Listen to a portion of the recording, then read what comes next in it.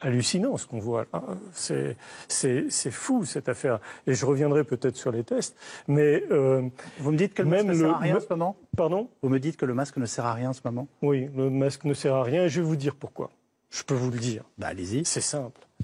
Le masque ne sert à rien, mais en disant ça, je dis un truc énorme. Je le sais très bien parce qu'il y a toute une campagne qui va pour ces gestes barrières. Mais en fait, aujourd'hui, lorsqu'on regarde s'il y a un enseignement à tirer des tests que l'on fait en masse, c'est-à-dire les 9 millions 500 000 tests, c'est que, en gros, 95% de la population est négative. Et si on regarde les 5% restants, parmi ces 5% restants, il y a 95% qui font une forme asymptomatique ou pas symptomatique. Si vous voulez, quand on regroupe les gens qui sont négatifs et les gens qui ne sont pas qui ne font pas de forme grave de la maladie, c'est-à-dire que la plupart d'entre eux font une forme mineure, bénigne, eh bien, 99,7% des gens ne sont pas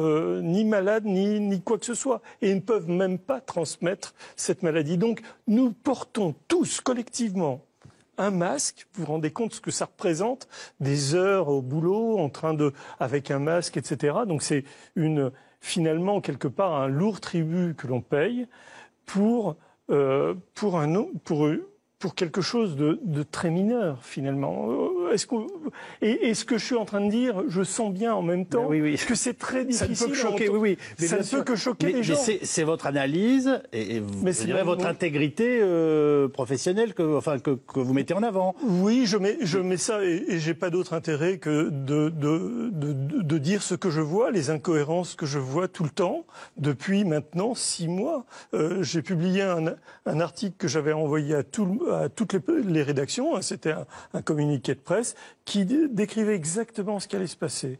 Et ce que j'ai décrit, ça s'appelait une épidémie déconcertante, déjà à l'époque, et ce que j'ai écrit s'est passé rigoureusement, comme je l'ai dit. Donc, contrairement à beaucoup de gens qui ont prévu des tas de choses et qui se sont trompés énormément tout au long de cette épidémie, je veux dire que moi, avec le peu de données que j'avais et les connaissances que je connais depuis 30 ans sur les épidémies de maladies transmissibles, j'ai pu déterminer à peu près ce qui allait se passer. Et aujourd'hui, je vous dis qu'il y a très peu, une probabilité très faible pour qu'il y ait une seconde vague. Et le fait qu'il n'y ait pas de seconde vague, en fait, l'ensemble de cette construction s'écroule. Parce que s'il n'y a pas de seconde vague, tout le reste tombe. Donc, voilà, c'est ce que je dis, je le sens absolument. Oui, ça crée de la stupéfaction. C'est ce que je pense c'est ce que je pense et que j'ai conçu depuis 6 mois.